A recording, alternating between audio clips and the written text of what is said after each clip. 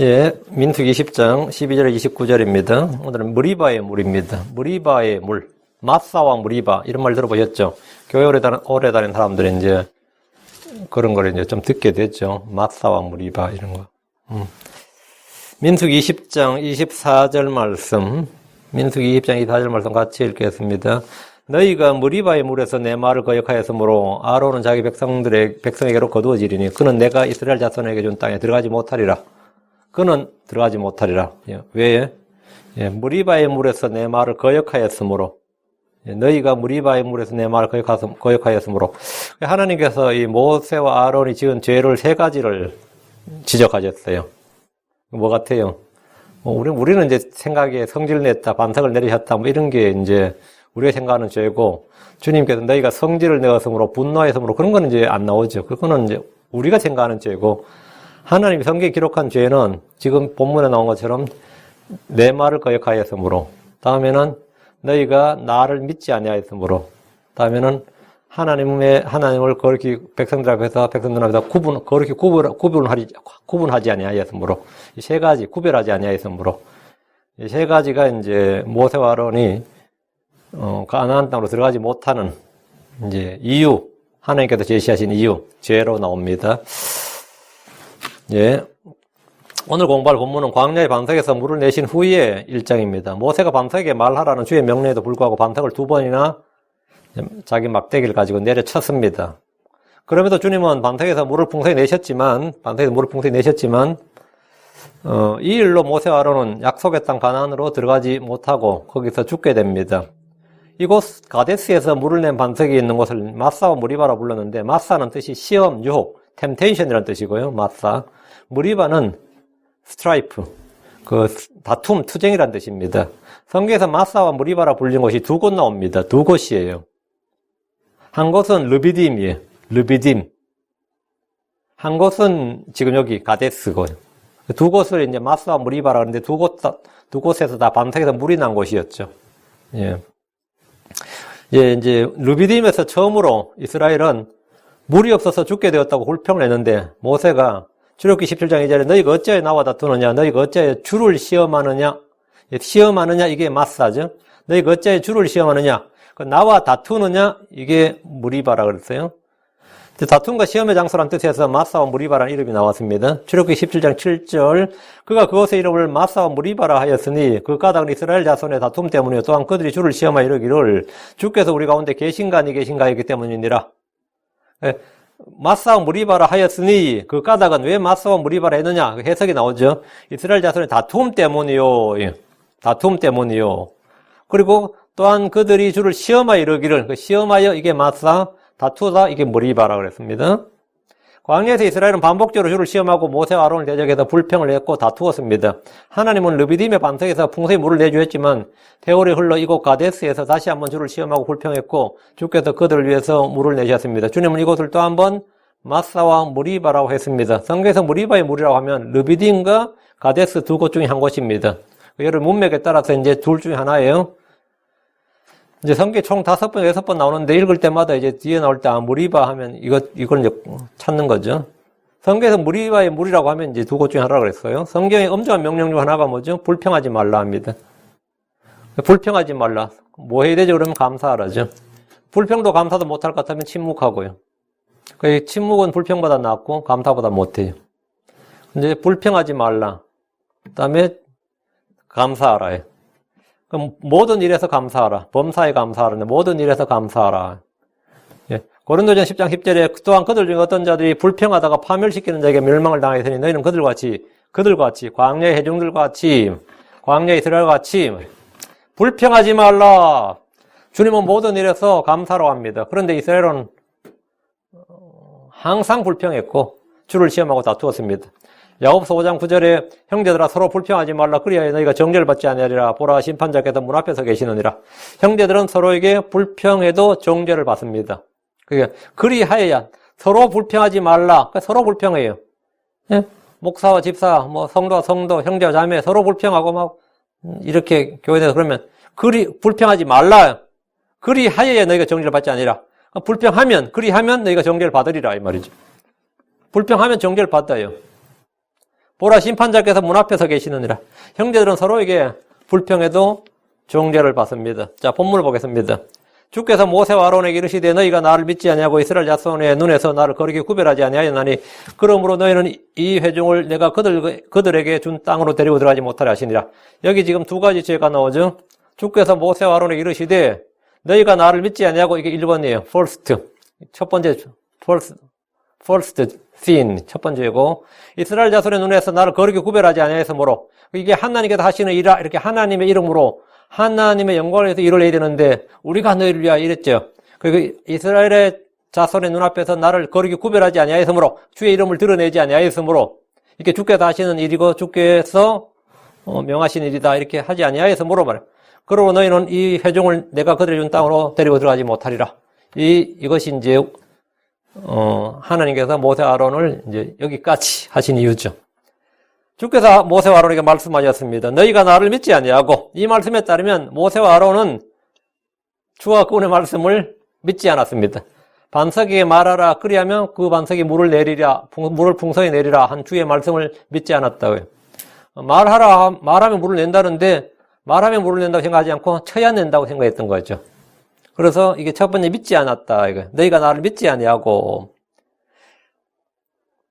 그래서 그들은 주의 말씀을 믿지 않고 반석을 내리쳤다 이거예요. 모세와 아론이 한 행위가 단지 그들의 혈기와 분노가 폭발해서 우발적인 실수였다. 근데 우리 목회자들의 이제 설교야, 이거는. 모세의 실수. 이거는 모세의 죄 이러지는 않잖아요. 모세의 범법 이러지도 않고, 우린 성전에 이제 설교자들 되고 온다. 모세를 좀 쉴드를 쳐주려고 모세의 실수하는데 성경 그렇게 말하지 않습니다. 모세의 실수가 아니라 모세의 불신. 모세의 죄 이렇게 너희가 나를 믿지 아니하고 이것은 우발적인 사고나 실수가 아니라 그들이 주를 믿지 않는 불신의 기일했다는 것을 주께서 말씀해 주신 거예요. 아, 우리가 믿지 않았구나. 모세와 아론이 주와 주의 말씀을 믿지 않았구나 이거예요. 너희가 나를 믿지 않고 이 말씀은 모세와 아론에게 참 뼈아픈 책망의 말씀입니다. 모세는 평생토록 주의 집에서 신실한 종. 모세하면 뭐예요? 신실한 종. 이게 대표가 모세지. 신실한 종이고 성경에서 주의 모든 명령에 따라 행하니라 이런 말씀을 이제 반복해서 들었던 사람인데 그런 사람이었는데 이번엔 주의 말씀대로 행하지 않고 분노에 휩싸여 주를 믿지 않고 자기 경험을 따라 자기 감정에 따라서 행했습니다. 이것은 모세와 아론이 약속의 땅에 들어가지 못하는 첫 번째 이유입니다. 또 하나 이유는 뭐냐? 이스라엘 자손의 눈에서 나를 거룩히 구별하지 아니하였으므로 이게 두 번째 이유예요. 모세와 아론은 회중들 앞에서 주를 거룩히 구별하지 않았습니다. 자기를 드러냈습니다. 자기들이 얼마나 분노하고 얼마나 멸받았고 지금 얼마나 힘들고 너희들을 위해서 내가 얼마나 지쳤고 이 반역하는 백성들. 사실 몽둥이로 막대기로 모세가 막대기로 이 반석을 두 번 내리쳤지만 사실 그때 내리실 때 반석을 내리친 게 아니지. 뭘 내리친 것 같아요? 너희들을 이렇게 내리치는 거지.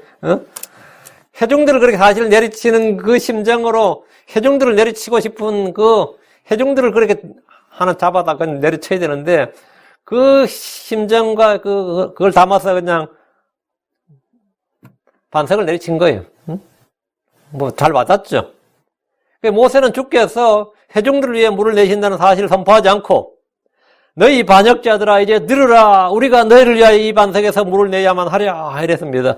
모세는 주를 거룩히 구분하는 대신에 자기들을 드러냈습니다. 모세와 아론은 하나님의 명령대로 반석에게 말함으로써 하나님의 말씀과 말씀으로 일하시는 하나님 그 말씀의 권능을 온 회중들에게 드러내야 됩니다.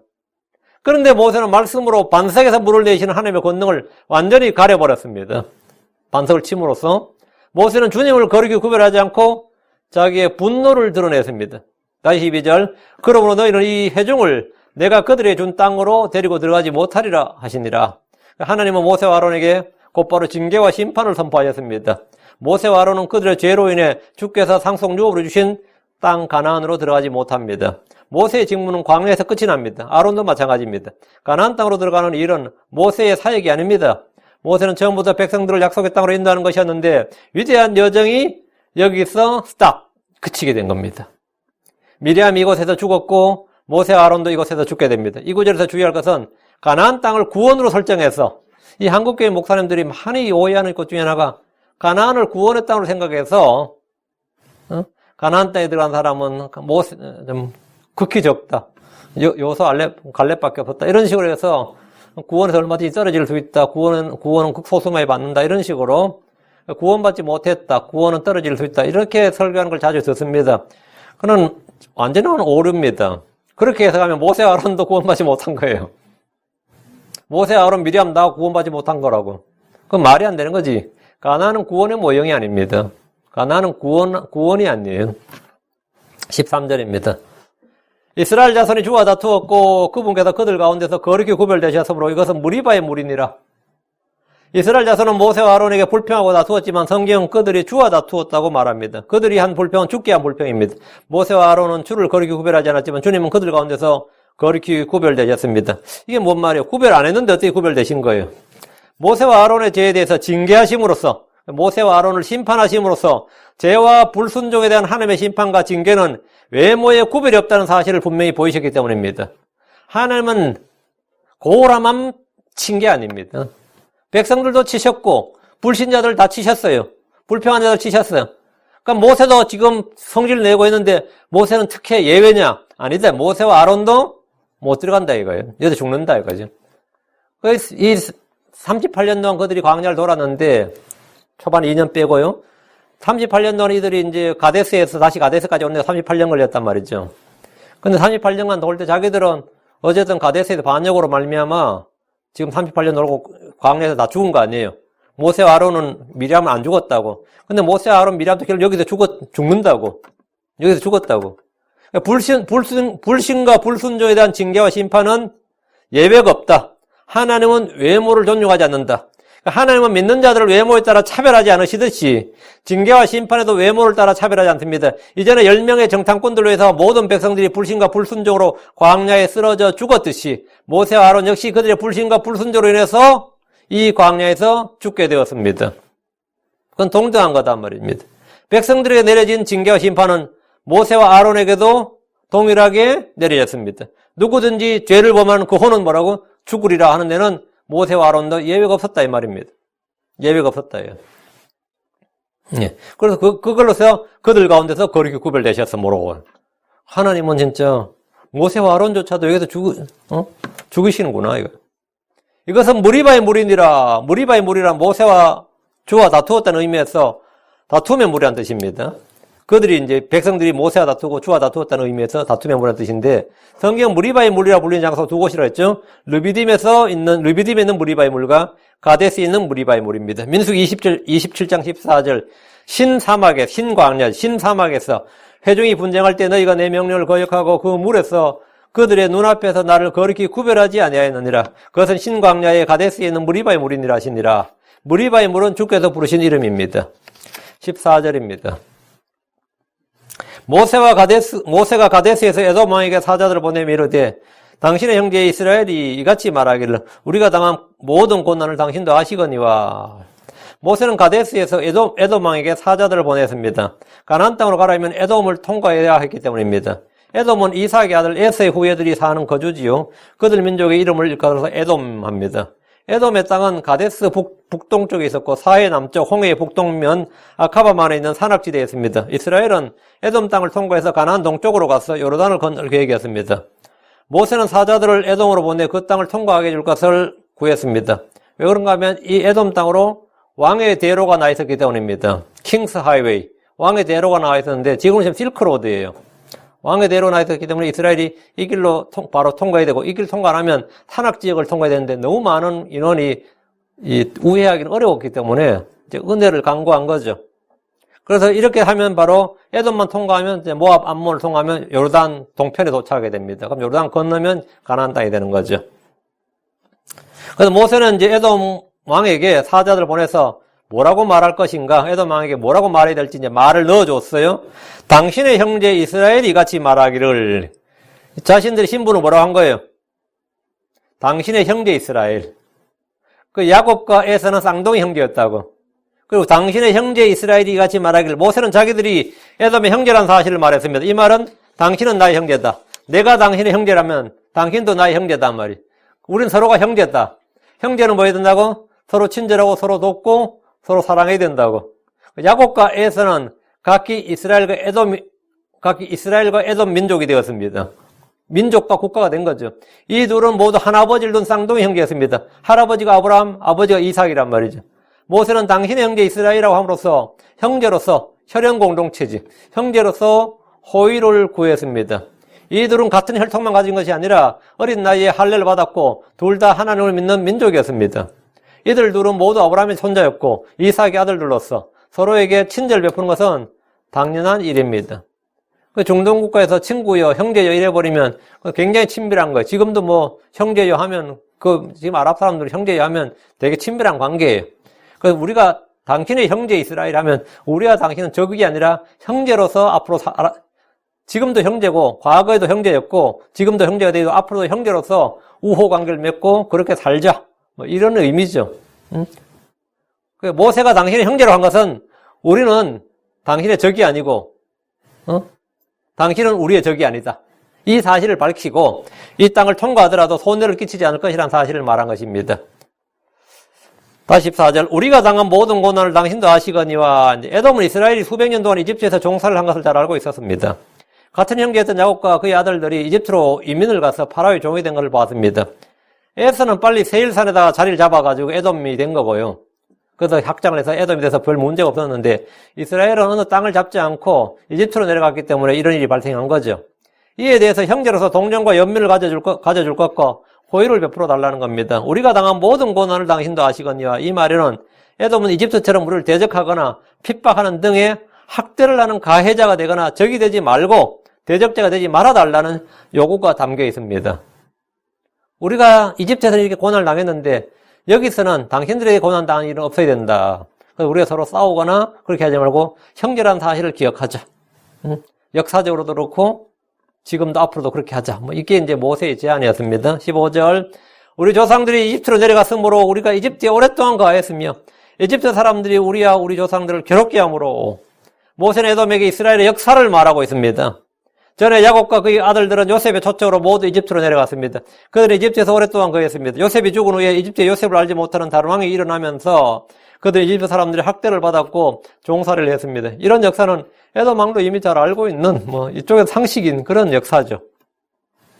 이스라엘은 이집트에서 오랫동안 고통을 받았고 신음했습니다. 우리가 이집트에 오랫동안 거했으며 이 말씀은 주의 말씀대로 400년 동안 괴롭힘을 당했다 이 말입니다. 창세기 10장 13절에 주님은 아브라함에게 내 자손이 400년 동안 고통을 받는다 그랬어요. 출애굽의 6월절 날, 출애굽의 날 6월절이 지난 다음 날에 이 성경은 이렇게 기록하고 있습니다. 이제 이집트에 거하던 이스라엘 자손의 머무는 기간은 430년이었더라. 430년이 끝나는 때에 바로 그날에 주의 모든 군대가 이집트 땅에서 나왔은즉 그들이 이집트에 거한 기간은 430년이었고 30년은 요셉으로 인해서 평안히 살았고 400년은 고통을 받은 기간이었습니다. 이집트 사람들은 이스라엘을 노역으로 괴롭게 했습니다. 16절입니다. 우리가 주께 부르짖으매 그분께서 우리의 목소리를 들으시고 한 천사를 보내사 우리를 이집트에서 데리고 나오셨나이다. 보소서 우리가 당신의 경계 맨 끝에 있는 도시 가데스에 있사오니 모세는 이스라엘이 어떻게 출애굽했는지를 말해주었습니다. 출애굽은 이스라엘의 끈질긴 독립운동이나 무장 투쟁의 결과로 독립을 얻은 것이 아닙니다. 물론 그렇게 했다면 이스라엘의 자랑스러운 역사가 되고 자랑스러운 조상이 되겠지만 이스라엘은 독립투쟁에 1도 관여한 게 없습니다. 이스라엘의 힘으로 독립을 이룬 게 아니에요. 출애굽한 게 아니라고. 하나님의 전적인 은혜로 하나님의 권능의 역사로 이루었어요. 아니 이집트가 갑자기 내전이 발생했다든가 아니면 외환이 있어가지고 외적이 심해서 이집트가 갑자기 붕괴가 되거나 무너졌다거나 외세의 도움을 받은 것도 아닙니다. 그들이 주께 부르짖었고 주께서 그들의 목소리를 들으셨습니다. 그 이집트로부터 독립운동, 이스라엘의 독립운동은 뭐였어요? 기도였다는 거예요. 그 이스라엘 독립운동은 뭐냐면 기도 딱 한 가지였습니다. 주께 부르짖었다. 그게 유일한 독립운동이었어요. 한국 사람들도 지금 우리가 이제 역사를 볼 때 조상들 자랑 좀 하려니까 자랑스러운 독립투사들 이야기하고 독립투사인데 독립투사들은 한국의 독립에 기여한 게 없습니다. 실제로는. 독립은 누가 어떻게 한국이 독립한 것 같아요? 일본이 망해서 독립한 겁니다. 일본은 왜 망했어요, 그러면? 미국 때문에 망했지. 근데 우리가 이 역사적 객관적 사실을 인정하고 싶어, 안 하고 싶어? 안 하고 싶어. 그럼 누가 독립시켰다고 믿고 싶은 거예요? 독립수사들이. 독립수사들이 언제 한국을 어떻게 독립시켰는데? nothing이라고. 근데 그렇게 믿고 싶은 사람들 때문에 북한에서는 김일성이라는 게 통한 거예요. 항일 투쟁한 김일성 장군. 그래서 그게 먹혀든 거야. 북한 사람들이 네가 뭐 한 게 있다고 이랬으면 아무것도 아니었죠. 한국에서는 뭐 김구, 이승만 이런 사람들이 먹혀든 거지요. 응? 이스라엘의 독립투쟁사, 이스라엘의 그 항일이 아니라 항이집트, 항애굽 역사는 뭐냐? 기도였습니다. 기도였어요. 출애굽기 22장 23절 시간이 흐른 뒤에 그 이집트 왕은 죽었고 이스라엘 자손은 속박으로 인하여 탄식하며 부르짖으니 속박으로 인하여 부르짖는 그들의 소리가 올라와 하나님께 이르니라. 이게 뭐라고요? 그들의 참 찬란한 독립운동이었어요. 속박으로 인하여 탄식하여 부르짖었다고. 속박으로 인하여 부르짖는 그들의 소리가 올라와 어디 하늘로 말이죠. 하나님께 이르니라. 이게 진짜 진정한 일입니다. 여러분 이걸 어떤 큰 일보다 큰 위대한 일입니다. 이게 출애굽은 주께서 이루신 일이에요. 물론 주께서 그 일을 이루시기 전에 이스라엘 모여서 기도가 있었다. 부르짖는 기도가 있었다. 이스라엘의 해방은 전적으로 주 하나님이 행하신 일입니다. 모세가 에돔에게 이것을 알리는 것은 우리가 하나님의 백성이란 것과 우리가 지금 여기 나온 것이 하나님이 우리를 이끌어내셨다 이거예요. 그리고 하나님의 일의 대적자가 아니라 이 하나님의 사역에 너희가 참여자가 되고 돕는 자가 되라. 에돔에게 너희들 찬스를 주겠다. 응? 에돔은 우리를 막지 말고 이 하나님의 사역에 우리의 형제니까 우리 출애굽의 사역에 하나님 이루시 영광스러운 이 가나안으로 가는 이 하나님의 군대에 너희들이 뭐라고 돕는 자가 되고 참여자가 되고 조력자가 되어서 하나님의 영광에 하나님의 상속에 너희도 뭐라고 숟가락을 얹어라. 이렇게 모세가 에돔에게 그런 찬스를 준 거죠. 응? 내가 어떤 분한테 이 말씀 침례교회 사역에 동참해 주십시오. 그러면 내가 기회를 주는 거라고. 응? 기회를 주는 거라고. 응? 에돔은 이스라엘의 형제로서 아브라함과 이삭이라는 믿음의 조상을 둔 형제로서 이스라엘을 대하라는 겁니다. 16절 우리가 주께 부르짖으면 이것이 기도와 간구입니다. 그분께서 우리의 목소리를 들으시고 이것이 하나님의 기도 응답입니다. 이 두 개가 맞아떨어지면 뭐가 일어나는 거죠? 사람 미러클이 일어나는 거예요. 기적이 일어나는 거예요. 기적이 일어나는 거예요. 하나님은 성도들의 부르짖음에 귀를 기울이십니다. 하나님은 우리의 목소리를 들으십니다. 출애굽기 2장 24절 25절에 하나님께서 그들이 신음한 것을 듣고 하나님께서 아브라함과 이삭과 야곱과 맺은 자신의 언약을 기억하사 하나님께서 이스라엘 자손을 바라보시고 하나님께서 그들의 관심을 가지시니라. 하나님께서 하신 일 기억하사 바라보시고 가시시니라. 하나님은 정말 그들의 기도를 들으셨다요. 하나님은 그들이 신음한 걸 들으셨습니다. 주께서는 성도들의 고통에 참 부르짖음과 신음 소리와 길게 내쉬는 한숨 소리, 여러분이 어쩔 줄 몰라서 하는 그런 소리를 다 들으세요. 언제나 주께서 들으신다는 믿음으로 구하십시오. 주님 그걸 다 들으신다 이거예요. 나는 작게 말하는지 몰라도 하나님에게는 그게 크게 들리는 법입니다. 다시 16절 한 천사를 보내사 여기서 한 천사는 뭐냐면 구약 성경에 나오는 한 천사는 주의 천사예요. 주의 천사. 그 주의 천사는 성육신 하기 전에 이 땅에 현현하신 주 예수 그리스도입니다. 그분은 하나님께서 이스라엘에게 보낸 천사인데 가브리엘이나 미가엘 같은 그런 천사들 중에 하나가 아니라 주께서 직접 천사로 오신 것을 말합니다. 오신 걸 말해요. 출애굽기 14장 19절에 이스라엘의 진영 앞에 가던 하나님의 천사가 이동하여 그들 뒤에서 가매 구름기둥이 그들의 얼굴 앞에서 떠나가고 그들의 뒤에 서서 여러분 이스라엘의 진영 앞에 가던 하나님의 천사가 이스라엘의 진영 앞에 누가 갔던 거예요? 하나님의 천사가 갔다고. 여기서 하나님의 천사는 누구냐? 성육신 하기 전에 주 예수님이다 말입니다. 출애굽기 23장 20절 보라 내가 한 천사를 내 앞에 보내어 길에서 너를 보호하게 하며 내가 예비한 곳으로 너를 데리고 들어가게 하리니 천사가 이게 뭐냐? 출애굽뿐만 아니라 가나안 정복전쟁도 한 천사를 보내서 너를 보호하고 들어가게 한다. 이게. 여기서 주의 천사, 한 천사 역시 주 예수님입니다.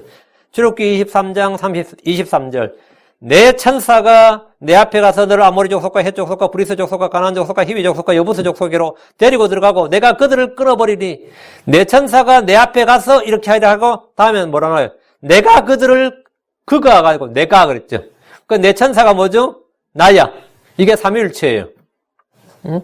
내 천사가 너를 한단 말이야. 그리고 내가 그들을 끊어버리리니 내 천사 나. 이게 바로 성육신의 주님이라고. 이어서 내 천사로 언급된 천사 역시 주 예수님입니다. 출애굽기 32장 34절.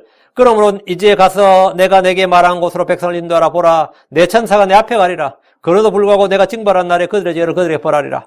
구약 성경에 반복적으로 계속해서 나오는 이 천사의 정체는 정확히 주 예수님을 말합니다. 성경은 천사 숭배, 천사 경배를 금지하고 천사들은 사람들의 경배를 받을 수 없습니다. 그러나 주의 천사는 언제나 사람들의 경배를 받았습니다.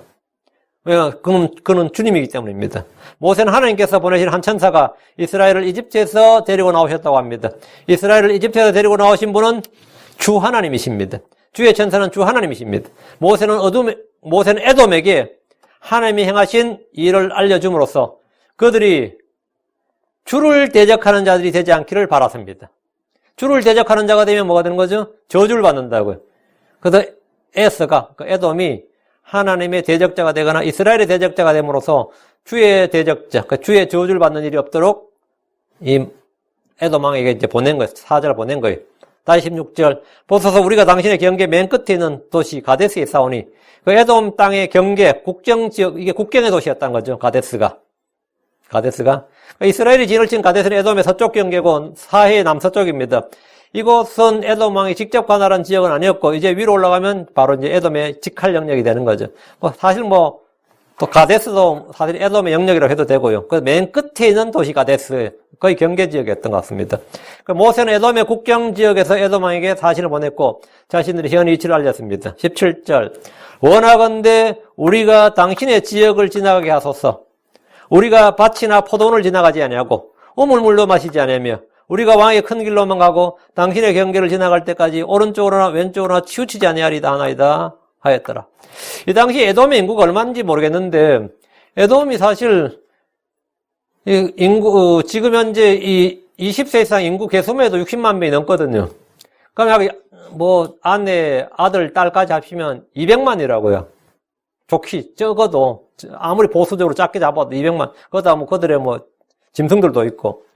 그런 게 에돔 땅 한 지나간다고 생각해 보세요. 초토화 되는 거지. 응? 완전 이제 메뚜기 때 지나가는 꼴이지. 모세 이 요청은 에돔 왕 정치인 입장에서는 이게 상당히 받아들일 수 없는 사실은 요구예요. 응? 말을 이렇게 하는데 17절처럼 모세는 에돔 왕에게 원하건대 우리가 당신의 지역을 지나가게 하소서 하면 에돔 왕이 예스 하겠어요? 할 수도 있지. 그러면 진짜 완전히 이거는 피로 맺은 형제지. 그렇다면 진짜 에돔은 많이 복받는 거죠. 허락을 구했는데 에돔은 형제요. 정복해야 할 적은 아니었습니다. 우리가 밭이나 포도를 지나가지 아니하고 우물도 마시지 아니하면 이 말은 에돔에게 일체의 위해나 피해를 주지 않겠다. 이 약속입니다. 60만이 넘는 대군이 에돔을 통과한다면 에돔 왕은 물적, 인적 피해를 걱정하지 않을 수가 없습니다. 만약 뭔가 분쟁이나 충돌이 생긴다면 자기 땅 한가운데 적의 군대를 불러들인 것이라 그런 것이죠. 난리 나는 거란 말이죠. 사실 에돔 땅을 지나려면 피해를 주지 않겠다는 약속 정도가 아니라 통행의 대가를 충분히 지불하겠다고 해야 됩니다. 응? 에돔의 1년 예산 이상을, 이 땅을 지나가게 해주면 에돔의 1년 이상 예산을 지불하겠다. 이 정도를 해도 긴가민가 합니다. 미국이 9.11 테러 때문에 아프가니스탄을 쳤죠. 그건 미국에서 거리가 너무 먼 거예요. 그 함대를 보내고 뭐 하려도 상당히 난감한 거지. 아프가니스탄을 치려니까. 그리고 옆에 파키스탄이나 이런 나라에 도움을 구할 때요. 거기 비행장이나 이런 걸 다 빌렸거든요. 또 그들의 연공을 통과해야 되고. 그 지불한 돈이 장난이 아닙니다. 그 비행장 하나 빌리고 할 때, 그들의 연공을 통과하고 하는데, 그거 다 돈을 지불했어요. 우리가 물도 마시지 않고 뭐도 하지 않겠다 그러면 예 쓰십시오 그러겠어요? 그건 말이 안 되지. 그렇게 해도 정상적인 왕이라면 통행을 허가하지는 않을 겁니다. 모세는 17절에 우리가 왕의 큰 길로만 가고 당신의 경계를 지나갈 때까지 오른쪽으로 왼쪽으로 치우치지 아니하리다. 모압, 이 에돔이죠. 에돔을 지나면 바로 모압인데, 모압하고 전쟁 붙으면 에돔 어떻게 되는 거야? 그다음 에돔, 이게 다른 나라들은 허가할지 안 할지 모르는데, 에돔 왕은 정치인 입장에서는 이 모세의 제안을 받아들일 수는 없었을 거예요. 에돔을 통과하면 모압입니다. 모압에는 또 암몬이에요. 모두 이스라엘 형제들이에요. 혈통적 연관이 돼 있다고. 에돔을 통과할 수만 있다면 모압과 암몬도 통과할 수 있게 될 겁니다. 에돔이 통과하게 줘버렸으니 그 다음 나라들은 좀 애매하긴 하죠. 모세가 왕의 큰 길로만 가겠다고 했는데 이 길은 킹스 하이웨이라고 그러는데요. 이제 요즘처럼 실크로드처럼 말이죠. 고유명사로 당시 상인들의 무역로입니다. 상당히 큰 길이었고 나라마다 이 길은 투자를 해가지고 큰 길, 왕의 큰 길로 만들어 놓은 거예요. 그 길이 워낙 대로라고 해서 대로라는 의미에서 킹스 하이웨이예요. 그렇게 왕도란 뜻이지. 그렇게 해서 이 길 이름이 킹스 하이웨이인데 에돔과 모압과 암몬을 통과해서 아모리 족속이 이르는 길로서 지금으로 말하면 대륙의 나라들이 있는 국제도로입니다. 이 도로는 상업용 군사용 목적으로 각 족속들이 만든 길로서 다메섹에서 아라비아를 왕래하는 상인들이 사용했습니다. 200만이 넘는 이스라엘의 회중이 에돔을 통과하려면 이 큰 길로 가는 것 외에는 사실 방법이 없습니다. 이 큰 길로 가야 행진을 하지. 이 길의 이름은 왕의 대로라고 불린 것은 누가 이름을 붙였는지 모르겠지만 상당히 놀라운 이름입니다. 이 길은 주의 재림의 행로입니다. 우리 주께서 오시면 왕의 대로를 따라서 요르단을 건너서 예루살렘 동문으로 입성을 하십니다. 에돔 왕은 모세를 대적하며 길을 막았지만 그날에 주 예수님을 막을 자는 아무도 없습니다. 그날에 에돔도 막겠지만 에돔에 관한 예언의 말씀이 있어요. 이사야 34장 6절에 주의 칼이 피로 충만하며 기름진 것과 어린 양과 염소의 피와 순양의 콩팥기름으로 기름지게 되었나니 주께서 보스라에서 희생물을 취하시고 이두메아 땅에서 큰 사륙을 행하시는도다. 보스라가 에돔의 수도입니다. 에돔의 수도가 보스라예요. 그 보스라에서 희생물을 취하시고 다 죽인다 이 말이에요. 이두메아가 에돔의 다른 이름이에요. 이두메아. 에돔을 이두메아라고 그래요. 이두메아 땅에서, 에돔 땅에서 큰 사륙을 행하시는도다. 모세는 그들을 우회해서 갔지만 주님의 재림 행로에서 주님께서 왕의 킹스 하이웨이로 가는데 막고 섰다간 다 죽는 거예요. 주께서 재림하시는 날 에돔은 주의 칼에 큰 사륙을 당합니다. 이사야 63장 1절에 에돔에서 나오며 물들인 옷을 입고 보스라에서 나오는 이자는 누구냐? 의복이 영화롭고 자신의 큰 능력으로 다니는 이자가 누구냐? 의 안에서 말하는 난이 곧 구원하는 능력이 있는 자니라. 하나님 자신이다 이 말이죠. 예수님이죠. 재림하신 주 예수님은 에돔을 칼로 심판하신다. 심판하신다. 그게 큰 사륙이 있다 했습니다. 18절입니다. 에돔이 그에게 이르되 너는 내 옆으로 지나가지 못하리라. 내가 나가서 칼로 너를 대적할까 염려하노라 하며 에돔은 이스라엘의 요청을 단호히 거부했습니다. 모세가 사자를 보냈는데 이걸 단호히 이런 지하에 거부했죠. 너는 내 옆으로 지나가지 못하리라. 이들은 국경을 개방하지 않았습니다. 이때 에돔 왕이 바이든이었으면 간단히 국경을 개방했을 텐데 말이지. 국경을 개방하지 않았어요. 사실 에돔 왕이 아니더라도 다른 나라의 군대가 자기 땅을 지나가도록 허락할 왕은 사실 없습니다. 내가 나가서 칼로 너를 대적할까 염려하노라. 이 말은 만약 이스라엘이 이것을 통과하면 전쟁을 불사하겠다는 말입니다. 에돔은 이스라엘과의 전쟁을 두려워하지 않았습니다. 에돔은 이스라엘과 형제였지만 전혀 형제로 여기지 않았습니다. 어디서 지금 형제 타령하냐? 지금 형제 타령할 때냐? 이거죠. 19절입니다.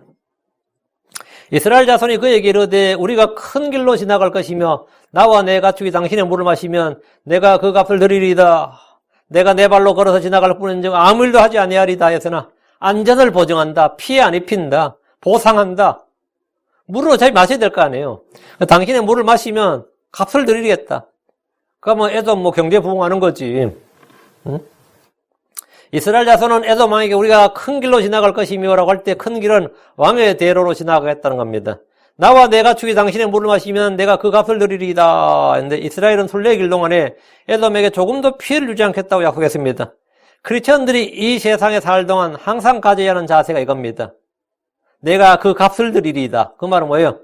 우리는 세상 사람들에게 아니면 형제들에게 민폐를 끼치지 않겠다 이거예요. 응? 우리는 민폐를 끼치지 않는다. 크리스천들은 민폐를 끼치지 않는다. 우리는 저 하늘에 갈 동안 이 땅에서 순례길을 사는 동안 아무에게도 아무 빚도 지지 않도록 해야 됩니다. 잔뜩 빚지고 휴거되면 좋을 텐데 그런 생각하면 안 되고 잔뜩 빚지고, 몇백만 불은 빚지고, 그냥 휴가되면, 그게 성공한 인생 아니겠느냐? 어떻게 생각해요? 하긴 그래요. 빚 한 푼 없이 휴가되는 것도, 빚 잔뜩 남겨놓고 휴가되는 것 같아요. 빚 한 푼 없이 휴가되면 좀 억울한 것 같지 않아? 30년 남았는데, 촥 휴가돼버리면, 그러다고 상관없지요. 걔들 다 담보물 닫고 있으니까 담보 차지하겠지, 뭐. 우리 2000년에 Y2K라 그래가지고 그때 막 재림신화에 충만할 때가 있었어요. 그때 재림신화에 충만한 크리스천들이 굉장히 많았는데, 야, 빚 좀 져야 되지 않나. 이때 은행 대출 좀 받아놓고 좀 살아야 되지 않나 사람들 많았고. 또 그때 막 재림한다고 막 떠들던 종파들도 몇 있었거든요. 휴거된다는 종파들도 몇 있었는데, 그때 이제 어떤 목사님이 그 편지를 썼어요. 그 교단 대표한테. 그날이 오면, 당신들 어차피 다 휴거될 거니까 그 남은 건물을 다 우리가 쓸 수 있도록 양도를 좀 미리 법적 조치를 취해놓고 가져왔으면 좋겠다. 우리 남고 너희들은 갈 거니까 그날 이후로는 우리가 좀 쓰면 어떻겠느냐, 이렇게. 그리고 편지를 썼더니 뭐, 그런데 지들도 안 믿는지 답이 없어. 당신들의 그 남은 거, 어차피 다 휴거되면 그거 누가 쓰겠냐고. 차라리 미리 이 법적으로 우리가 쓸 수 있도록 다 좀 양도 증서를 좀 남겨둬라. 좀 남겨주라고. 그런 적이 있던데. 여러분 어떻게 생각하세요? 내가 휴거될 시에는 이렇게. 근데 우리가 이 하늘에 갈 동안에, 이 육신으로 이 땅에 살 동안 아무에게도 아무 빚도 지지 말라는 거예요. 성경 말하기를 로마서 14장 8절에 서로 사랑하는 것 외에는 누구에게든지 어떤 것도 빚지지 말라. 다른 사람을 사랑한 자는 율법을 성취하였느니라. 서로 사랑하는 것 외에는 누구에게도 어떤 것도 빚지지 말라. 크리스천들은 세상에 민폐를 끼치거나 남의 것을 값없이 이용하거나 사기를 치거나 도둑질하거나 강탈하거나 그렇게 하는 자들이 아닙니다. 요즘 가장 듣기 민망한 소식들 중에 하나가 어느 교회 목사가 또는 집사들이 아니면 장로가 권사가 어떤 성도가 누군가를 속여서 돈을 빼앗았다. 돈을 취했다, 사기쳤다 이런 거예요. 세상 사람들은 친구나 친지들에게 사기를 당한 것은 내가 어리석어도 당했지 아니면 넘어갑니다. 평생 원한을 갖고 있더라도 그러려니 할 때가 있는데 크리스천들에게 사기를 당한 건 막 원통해서 못 살아요. 세상 사람들이 그래요. 같은 자기 부류한테 사기를 당한 거는 그냥 분노하고 말지만 크리스천들에게 사기를 당했을 때는 거기보다 몇 배 더 큰 배신감을 느끼고 오랫동안 분노하고 해결을 못해요. 해결이 안 돼. 크리스천에게 당하면. 왜 그럴 것 같아요? 크리스천들은 사기를 치면 안 되는 존재라고 자기들도 알고 그래 믿고 있는데 그 배신감은 말도 못하는 거예요.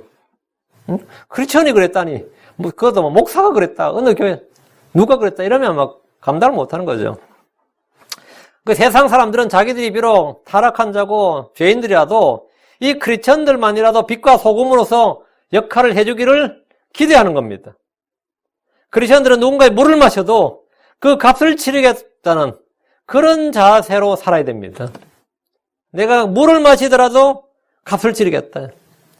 내가 내 발로 걸어서 지나갈 뿐인즉 아무 일도 하지 아니하리다. 이 말은 일체의 피해를 끼치지 않겠다.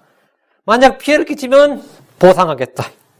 에돔 왕에게 이런 약속은 사실은 별 이득이 없는 제안입니다. 에돔 왕 입장에서는 20절입니다.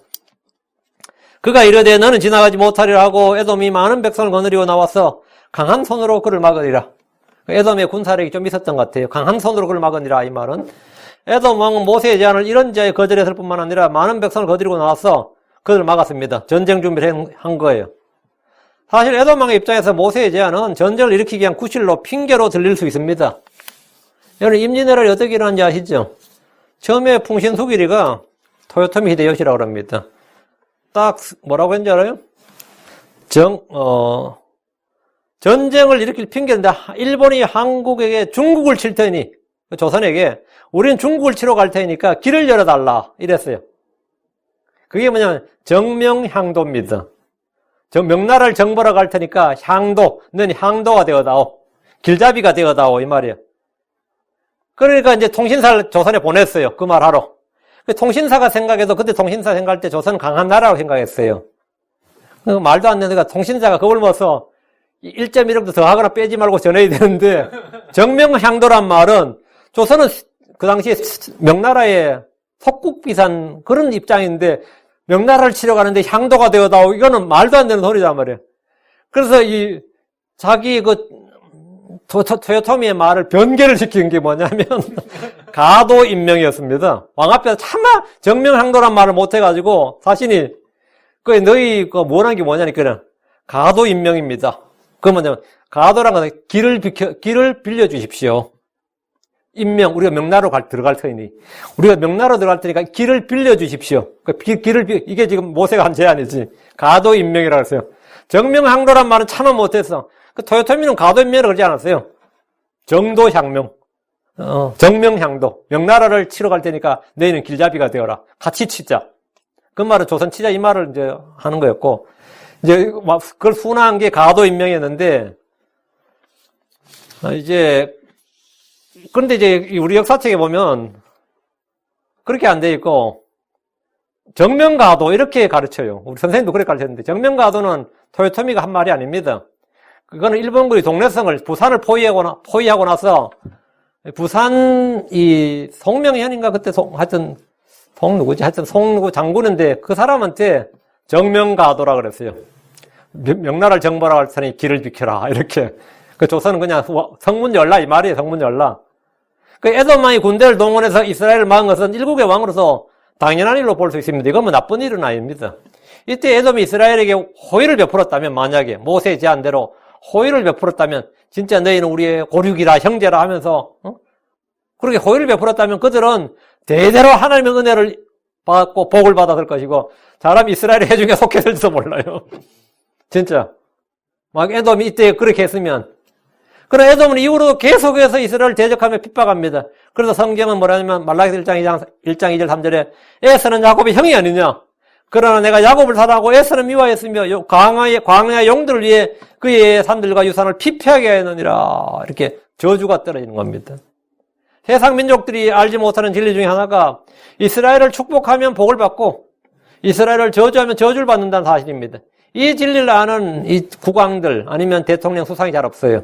주께서 아브라함에게 창세기 10장 3절에 너를 축복하는 자들에게 내가 복을 주고 너를 저주하는 자에게 저주를 내리니 내 안에서 땅의 모든 가족들이 복을 받으리라. 우리 크리스천들은 항상 친이스라엘, 친유대계 그런 친밀함을 가지고 있습니다. 우리는 이스라엘에서 속에 반발감이나 진짜 이스라엘 진짜 싫은데 그런 건 없어요. 그런 게 있는 사람도 있겠지만 마틴 루터 같은 사람은 평생을 이스라엘을 적대시했습니다. 그 사람 종교개혁의 혁명가지만 종교개혁의 선구자라지만 루터의 저작을 보면 유대인들의 재산을 빼앗고 그들을 불태우고 뭐 이런 게 나와요. 루터가 얼마나 그 유대인을 미워했는지 모릅니다. 이 종교개혁자들이 유대교를 별로 안 좋아해서. 내가 볼 때 정상적인 크리스천들의 마인드는 아니에요. 이 크리스천이 딱 되면 반유대계라도 이 본능적으로 친유대가 됩니다. 그리고 크리스천이 되면 좌파가 우파가 돼요. 진보가 보수가 된다고.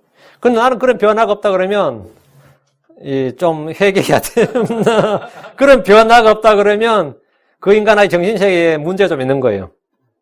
응? 크리스천이 되면 내가 리버럴했던 내가 보수가 돼요. 그리고 반유대계, 엔티세마이트도 친유대가 됩니다. 그건 자동이에요. 그게 안 된다 그러면 그 사람 구원에 문제가 있는 거라. 안 그럴 수가 없어요.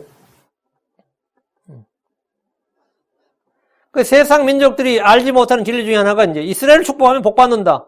이건 믿는 유정자들이 몇이나 되겠어요. 이건 지금 현재 사실이에요. 지금 중동의 여러 나라들은 에돔같이 이스라엘을 맞고 대적합니다. 전 세계 거의 모든 나라들이 반이스라엘 정책을 취합니다. 그런 민족 나라들은 저주를 받습니다. 민수기 24장 9절에 그가 사자같이 큰 사자같이 꿇어앉고 누워있으니 누가 그의 화를 도두리요 너를 축복하는 자는 복을 받을 것이요 너를 저주하는 자는 저주를 받으리라 하니라. 에돔은 강한 손으로 이스라엘을 막았습니다. 그러나 이스라엘은 이들을 대적해서 전쟁을 벌이지 않았습니다. 21절 에돔이 이같이 이스라엘이 자기 경계를 통과하는 것을 거부하였으므로 이스라엘이 그에게서 돌이키니라. 이스라엘은 세상 민족들로부터만 배척을 받은 것이 아니라 자기 형제들에게도 배척을 받았다 이거예요. 자기 형제들에게도. 에돔은 가장 친한 형제를 가장 가까운 형제거든요. 가장 가까운. 그 에돔이 길을 내주지 않자 이스라엘은 왕의 대로가 필요했지만 돌이켰습니다. 몇 번의 요구를 더해보고 이것을 빌미로 전쟁을 하는 것도 가능하지만 그렇게 하지 않고 쉽게 물러서서 우회 길을 택했는데 이건 하나님께서 세일 땅을 에서에게 유업으로 주셨기 때문입니다. 창세기 36장 8절에 에서가 이와 같이 세일산에 가했는데 에서는 에돔이니라. 하나님께서 형제의 유산, 상속을 범하거나 싸우는 것을 금하셨는데 이는 이스라엘도 예외가 아닙니다. 신명기 2장 4절 5절에 또 너는 백성에게 명령해 이르기를 너희가 세일에 거하는 너희 형제 곧 에서의 자손의 지경을 지나갈 터인즉 그들이 너희를 두려워하리니 그러고 너희는 스스로 매우 조심하고 그들과 상관하지 말라. 그들과 상관하지 말라. 내가 그들의 땅을 결코 한 발자국도 너희에게 주지 아니하리니 내가 세일산을 에서에게 소유로 주었느니라. 세일산은 하나님께서 에서에게 소유로 준 거를 그건 뺏을 수가 없어요. 정복해서는 안 됩니다. 상관하지 말라. 그래서 덕분에 이스라엘은 에돔에서 돌이켰습니다. 22절 23절 이스라엘 자손 곧 온 회중이 가데스에서 이동하여 호르산에 이르렀더니 주께서 에돔 땅의 지경 옆에 호르산에서 모세와 아론에게 말씀하시니라. 이르시되 자, 모세에게 말씀하셨어요. 이스라엘 자손이 가데스에서 이동한 것은 호르산입니다. 이것은 가데스 북동쪽 약 24km 지점으로 알려져 있습니다. 주께서 에돔 땅의 지경 옆에 호르산에서 모세와 아론에게 말씀하셨는데 아론의 죽음과 대제사장의 직무를 엘라살에게 물려주는 것에 관한 것입니다. 24절 너희가 무리바의 물에서 내 말을 거역하였으므로 아론 자기 백성에게로 거두어지니 그는 내가 이스라엘 자손의 준 땅에 들어가지 못하리라. 주께서 아론과 모세가 무리바의 물에서 주의 명령을 거역하고 불순종한 것에 대해서 다시 한번 말씀하셨습니다. 이 일로 인해 아론이 이곳에서 죽습니다. 아론은 자기 백성에게 거두어지리니 이 표현은 아론의 몸이 아니라 죽어서 혼이 아브라함의 품으로 간다는 말입니다. 아론은 그날 죽으면 혼이 자기 조상들에게 자식이죠. 아브라함, 이삭, 야곱이 있는 거기로 갑니다. 아론 주께서 이스라엘 자손에게 주신 땅으로 들어가지 못하고 호르산에서 죽음을 맞았습니다. 25절 아론과 그의 아들 엘라사를 데리고 호르산에 올라가. 주께서는 아론과 그의 아들 엘라사를 데리고 호르산에 오르도록 하셨는데 이 호르산에 할 일이 있습니다. 성막 앞에서 대제사장 직분을 아들에게 위임하고 아론의 은퇴식을 성대하게 행하지 않고 호르산에 올라가서 이제 아론과 엘라살 대제사장의 직분을 트랜스퍼하는 거죠. 옮겨주는 위임식을 하는 겁니다. 하나님은 산에서 언약을 주셨고 모세를 산으로 부르셨고 온 백성이 산을 보고 맹세하도록 하셨고 성전도 평지가 아닌 산 위에 세우게 하셨습니다. 성경에는 유난히 산이 많이 언급되어 있기 때문에 시리아 왕의 신하들이 이런 말을 했어요. 열왕기상 20장 23절에 보면 시리아 왕의 신하들이 그에게 이르되 그들의 신들은 산의 신들이므로 그들이 우리보다 강하였거니와 우리가 평야에서 그들과 싸우게 하소서. 우리가 반드시 그들보다 강하리다. 그들의 신들은 산들의 신이다. 하나님의 역사는 모두 산에서 이루어졌단 말이에요. 그래서 이들이 이야기로 산들의 신이라 부를 만큼 그렇게 퍼졌어요.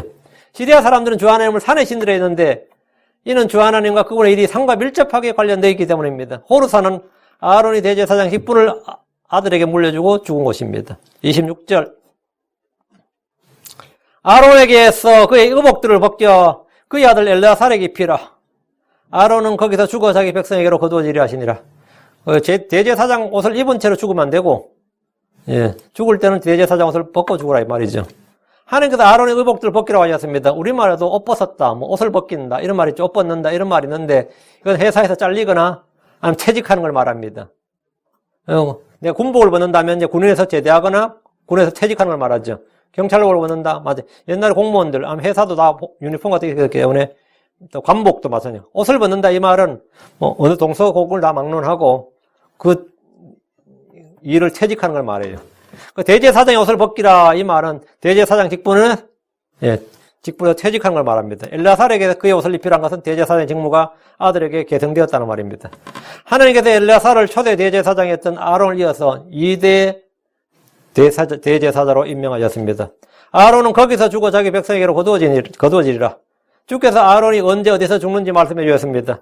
이때 아론의 기분이 어떨 것 같아요? 산으로 오르라는데 거기서 죽는다잖아. 한번 생각해 봐요. 산에 올라라. 엘라살 데리고 산으로 올라라. 근데 주님께서 나머지 한 가지는 거기 가서 말해주면 막 그러지 않고 미리 말씀해 주셨어요. 거기서 죽으리라. 아론은 거기서 죽어 자기 백성에게 거두어지라 했거든요. 주께서 아론이 언제 어디서 죽는지 미리 말씀해 주셨으니까 아론은 평생 동안 자신의 생일을 알듯이 말년에 뭐라고? 자기 죽을 날도 알았어요. 좋은 거예요, 나쁜 거예요? 자기 죽는 날짜를 알았다고. 죽어 자기 백성에게로 거두어진다는 말은 그의 몸이 아니라 혼이 지하 낙원 즉 아브라함의 품으로 간다는 말입니다. 구약에서 의인들은 죽어서 아브라함의 혼이 있는 그곳으로 갑니다. 악인들은 지옥으로 갑니다. 아론은 호르산에서 죽어 묻혔지만 그의 혼은 즉시 아브라함과 이삭과 요셉과 자기 아버지 레위 지파리가 레위가 있는 그곳에서 안식을 누리게 됩니다. 그래서 자기 백성에게로 거두어지리니, 자기 조상에게로 거두어지리니 이런 겁니다. 자, 그럼 여러분 지금 죽으면 어디로 갈 것 같습니까? 즉시 셋째 하늘로 가서 주와 함께 영원히 거하게 됩니다. 네. 거두어진다고요. 우리는 구천을 헤매지 않습니다. 이 땅을 헤매지도 않고, 예. 원기가 되어, 뭐 그런 거 있죠. 원기가 되어. 그렇죠. 그런 건 없어요. 그런 건 없어요. 27절입니다. 모세가 주께서 명령하신 대로 행하고 그들이 온 회중의 눈앞에서 호르산에 오르니라. 모세는 주의 명령대로 이스라엘 온 회중이 본 앞에서 호르산에 올랐습니다. 대제사장이라는 직분은 이스라엘 백성이 모두가 회중이기 때문에 개인의 사업이 아니라 국가적, 민족적, 공적 사역이었습니다. 대제사장이 바뀐다 이 말은 뭐죠? 이스라엘 국가의 가장 중대사예요. 전에 백성들이 제사장 직분에 대해서 도전하고 아론에게 반역을 꾀한 적이 있었는데 아론의 죽음과 새로운 대제사장 임명이 하나님의 말씀에 따라 이루어진 것을 보여주기 위해서입니다. 산 위에서 온 회중의 눈앞에서 28절입니다. 모세가 아론에게서 그의 의복들을 벗겨 그의 아들 엘라살에게 입히매 아론이 거기서 그 산의 꼭대기에서 죽으니라. 모세와 엘라살이 산에서 내려오니라. 모세가 아론의 의복들을 벗겨 그의 아들 엘라살에게 입혔습니다. 이로써 아론은 대제사장의 직무를 마쳤습니다. 그는 자기 옷을 벗는 그곳에서 죽었습니다. 야, 이 장면을 보면 참 이렇게 죽으면 참 복되겠다는 생각이 좀 들어요. 응? 아론의 옷을 벗는 날 죽음을 맞았다라. 응? 달려갈 길을 마치고 죽었다. 이거 아니에요. 응? 목사들도 이렇게 죽으면 제일 좋을 것 같아요. 설교를 마지막으로 하고 죽으면 딱 좋을 것 같네. 아론이 거기서 그 산의 꼭대기에서 죽으니라. 아론이 거기서 그 산의 꼭대기에서 죽으니라. 은혜롭죠? 아론은 평소 당연히 자신은 가나안 땅으로 들어갈 줄로 생각했을 겁니다. 그러나 그의 여정은 여기까지였습니다. 그의 여정은 여기까지였어요. 모세와 엘라살이 산에서 내려왔습니다. 지금 아론이 죽듯이 엘라살도 때가 되면 죽습니다. 그러나 우리 주 예수 그리스도께서는 영원한 대제사장입니다. 그분은 죽지 않습니다. 29절입니다. 온 회중 곧 이스라엘의 온 집이 아론이 죽는 것을 보고 아론을 위해 30일 동안 애곡하였더라. 아론의 죽음에 대해서 이스라엘의 온 집이 30일 동안 애곡했습니다. 미리암의 죽음과 달리 모세의 죽음은 이스라엘의 국장, 아론의 죽음은 이스라엘의 국장으로 음수되었다는 걸 알 수 있습니다. 모세가 죽었을 때도 30일간 애곡했습니다. 아브라함은 사라가 죽었을 때 애곡했습니다. 성경에서 애곡했다 이 말은 죽었다든지 죽게 되었다든지 죽음과 연관되어 있습니다. 에서는 아버지 이삭이 곧 죽을 것을 행하면서 창세기 27장 41절에 내 아버지로 인해 애곡할 날들이 가까우니 그때 내가 내 동생 야곱을 죽이리라. 애곡할 날이 가까우니 이 말이 뭐죠? 장사 치를 날, 죽을 날이 가까우니 이 말입니다. 성경에서 애곡할 날 하면 죽을 날이만, 애곡한다면 죽었다 이 말입니다. 그럼 뭐 애곡할 날이 뭔지 그 성경이 스스로 뜻을 밝히고 있습니다. 입다의 딸이 죽었을 때, 길라앗의 여자들이, 이스라엘 딸들이 나흘씩 애곡했다 이래 되었죠. 애곡했다. 그럼 뭐 입다의 딸이 죽었다 이 말입니다. 평생 독신으로 살았다고 믿는 크리스찬도 있어요. 그것도 목사가 평생 독신으로 성전에 살았다 이런 사람도 있어요. 와, 이 황당해. 그래서 사람들 애곡하고 그죠? 이 상식의 결에 대한 성도들이 강단에서 이게 목회도 하고, 뭐, 성경 해석하고, 글자는 거 존경하고, 이게 지금 뭐, 허다한 일입니다. 허다한 일이에요. 진짜 기본적인 상식이 안 돼요, 사람들이. 그 애곡할 날이 무엇인지 그 성경을 찾으면 성경 스스로 답이 나와요. 야곱이 죽었을 때 70일 동안 애곡했습니다. 온 회중 곧 이스라엘 온 집은 그동안 아론을 대적해서 자주 불평하고 대적했지만, 그렇죠? 자주 불평했지. 그러나 그의 죽음을 보았을 때는 다 함께 울었습니다. 온 회중이 다 울었어요. 그것도 30일 동안. 엄청난 거지. 그 아론과 그동안 거의 40년을 동행한 거 아니에요, 그들이.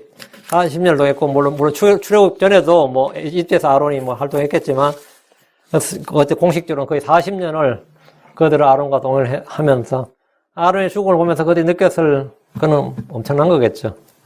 그러니까 뭐 애곡하는 건 당연한 것이고, 예. 예. 그러면서 이제 역사의 장이 바뀌는 거죠. 이제 역사의 장이 바뀌고 20장을 마칩니다. 미리암과 아론의 죽음까지 하고 이제 21장 다음 시간에 하겠습니다. 기도합시다.